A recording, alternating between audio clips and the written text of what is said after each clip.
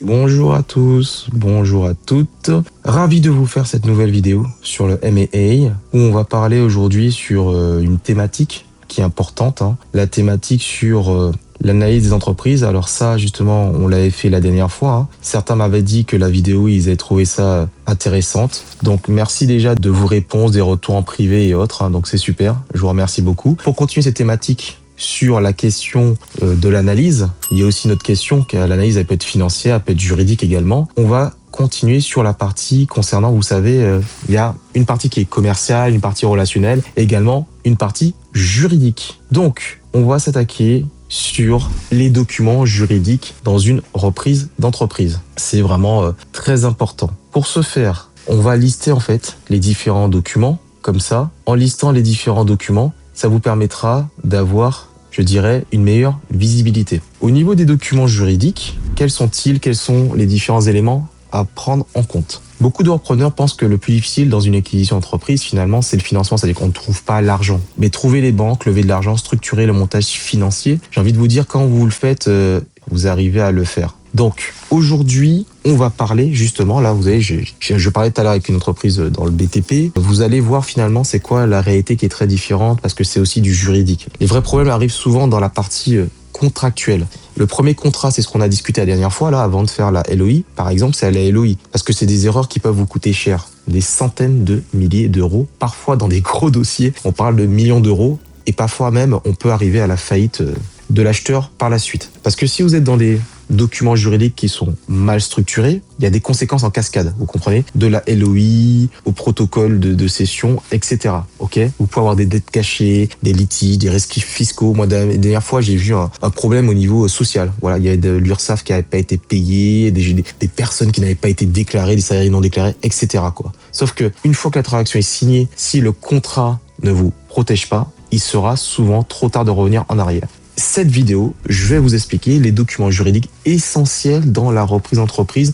en tout cas pour 2026. Nous allons les voir ensemble, d'accord? Avec les grandes étapes juridiques d'une acquisition. C'est-à-dire que on va commencer avec tout ce qui est LOI, la due diligence, le protocole de cession, la garantie d'actifs et de passifs. Sachant que je vous ai bien dit que il y avait aussi la pré-due diligence qu'on a vu dans une précédente vidéo, d'accord? Donc là, on est du coup, après la pré-due diligence, on est à la LOI. Aujourd'hui, l'objectif va être simple, vous permettre finalement de comprendre comment sécuriser une reprise d'entreprise parce que à la fois, il faut mettre une sécurité financière grâce aux analyses, mais aussi une sécurité juridique. Donc, les grandes étapes qu'on va discuter lorsque vous faites une acquisition d'une société. Il faut comprendre déjà le processus global de la reprise. Une acquisition se fait généralement, vous savez, il y a des steps, il y a des phases, il y a des étapes. Donc, c'est quoi les différentes phases pour bien comprendre cette dynamique? La première étape, c'est la prise de contact avec le dirigeant. Ça peut se faire de différentes manières, soit via un cabinet de conseil ou un cabinet de M&A, soit via vos contacts de réseau, soit via un contact direct. Vous avez le boucher du coin qui vous dit écoutez, moi je souhaite vendre. Ensuite, en fait, va venir une autre phase, la phase importante de l'analyse de l'entreprise. C'est-à-dire que vous allez devoir étudier les comptes, l'activité, le marché. Vous devez en fait voir finalement est-ce qu'il y a des zones de risque, d'accord? Et là où il peut aussi avoir un potentiel de développement. Est-ce que l'entreprise semble finalement intéressante, pas intéressante? Et vous allez du coup passer après cette partie de pré-due diligence à la LOI, la lettre d'intention, the letter of intent, la lettre d'intention qui va formaliser en fait votre volonté d'acheter l'entreprise, d'accord? Lorsque vous avez rédigé la LOI, comme je disais, avec ou sans avocat, donc tout seul ou pas tout seul, il y aura la phase très structurante de la due diligence. C'est une analyse approfondie de l'entreprise sur différents points, d'accord? Différents points, différents aspects. Financier, juridique, fiscal, social, commercial. Il y a des audits commerciaux, des fois des audits techniques aussi, en fonction des entreprises. Et lorsque cette partie-là d'analyse est faite, vous allez négocier le protocole de cession. C'est le contrat principal de la transaction. Mais ça, évidemment, c'est lorsque tout est déjà prêt, d'accord? Et après, on arrive à l'étape finale, le closing. Le closing, c'est quoi? C'est le moment où les contrats sont signés. On dit que c'est signé, c'est bon, vous avez l'entreprise, le prix, il est payé, l'entreprise change officiellement de propriétaire et là, vous rentrez pleinement en fonction. Donc, on va reprendre ces grandes étapes les unes après les autres, step by step. Donc, on a fait la pré-due diligence, on a le cahier des charges, comme ça vous avez saisi, la pré-due diligence et maintenant la LOI. La LOI signifie Letter of Intent, ou en français lettre d'intention. c'est le document juridique qui va formaliser votre intention d'acheter l'entreprise. Ok, vous allez la faire rédiger tout seul ou par un avocat ou un notaire afin qu'elle soit correctement rédigée. D'accord, c'est très important. Pour l'instant, la LOI, ce n'est pas encore un contrat de vente, ni un contrat d'achat. Mais elle pose les bases de négociation, le cadre. Elle va généralement définir quelques points essentiels. Déjà, un prix indicatif, d'accord ? Le périmètre de la transaction, ça veut dire est-ce que c'est les parts, donc les titres, ou est-ce que c'est le fonds de commerce, un calendrier prévisionnel de chaque étape, les conditions principales, et également, ça va permettre d'organiser les suites du process, en fait. Comment les choses vont se passer les unes après les autres. Donc c'est vraiment un cadre général, d'accord ? Et elle peut prévoir surtout, ce que moi je recommande le plus fortement, une période d'exclusivité. Pendant cette période, en fait, le vendeur, qu'est-ce qu'il fait ? Il s'engage à négocier uniquement avec vous. C'est-à-dire que les autres repreneurs, ils sont à côté. Il n'y a que vous. C'est une clause vraiment très importante parce qu'elle va vous permettre d'investir du temps et de l'argent sur une chose où vous savez que vous êtes tout seul. En fait, vous n'avez plus de concurrents, d'accord ? Parce que si vous le faites pas, vous pouvez en fait à tout moment avoir des concurrents qui viennent en fait vous court-circuiter. Donc ça, c'est très important. Maintenant que vous avez fait la LOI exclusive, tout est signé du côté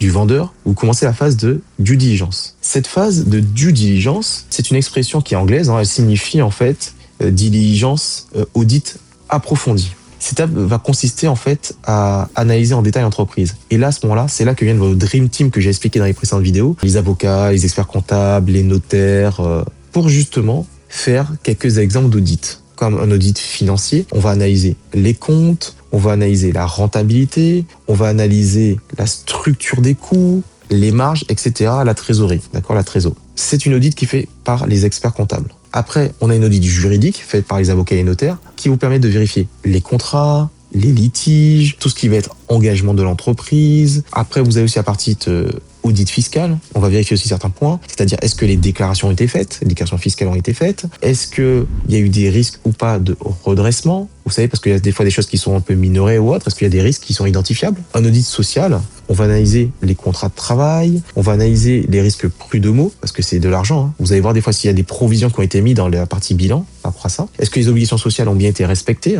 comme la convention collective. Donc toute cette étape-là, tous ces éléments à vérifier, elle est essentielle parce qu'elle va te permettre de détecter les risques cachés. Et ça vous permet justement de pouvoir négocier ou de renégocier le montant du prix. Après avoir fait tout ça, vous allez faire le protocole de cession. Les parties vont négocier définitivement le contrat principal. En anglais, on parle souvent de Share Purchase Agreement, SPA, ok? Share Purchase Agreement. Le document définit toutes les conditions de vente. Par exemple, le prix de vente, les modalités de paiement, la date de transfert, tous les cadres, les déclarations du vendeur, qui va faire quoi, comment, quand, les garanties. Vous avez l'ensemble des éléments que le protocole peut faire écrire noir sur blanc. Et ce protocole peut faire une dizaine de pages, des fois une centaine de pages. Ça dépend évidemment de l'épaisseur du dossier, de la taille de la société qui est rachetée. Parce qu'il doit souvent couvrir beaucoup de scénarios qui sont possibles. Dedans, vous pouvez avoir aussi la partie sur les modèles de paiement. Le prix d'entreprise n'est pas toujours payé en une seule fois, elle peut être payée en plusieurs fois. Donc tout dépendra aussi de la structuration, avec du crédit vendeur, du earn-out. Donc tous ces éléments qui font que on va voir l'option de paiement cash au closing, qu'est-ce qui doit être payé en termes de montant, le crédit vendeur, comment on fait l'étalement du paiement, etc., etc. Donc c'est très important d'avoir justement un spécialiste, un expert qui va vous accompagner sur cette partie de protocole de cession. Tout comme en amont la LOI et que tout comme en amont après les pré-due diligence ou les due diligence en général. Voilà. Toute cette partie-là, comme je vous ai dit, avec la partie notamment les paiements, paiement cash, crédit vendeur, earn-out, vous allez voir que tout est écrit dans le contrat et tout est formalisé. Donc, soyez bien accompagnés. Voilà. Si par exemple, l'entreprise atteint certains objectifs, boum, le earn-out se déclenche. Comment il se déclenche? À quel moment il se déclenche? Comment il se déclenche pas? Donc tout ça, c'est important. Et notamment aussi tout ce qui va être garantie d'actifs et de passifs. Tous ces différents éléments sont inclus dans le protocole de cession. Si vous avez aimé la vidéo, n'hésitez pas à liker, commenter, partager, abonnez-vous. Comme ça, vous allez pouvoir continuer à avoir des informations sur le terrain, sur la théorie, sur la partie de M&A. Je vous souhaite une bonne journée et je vous dis à très bientôt pour une prochaine vidéo.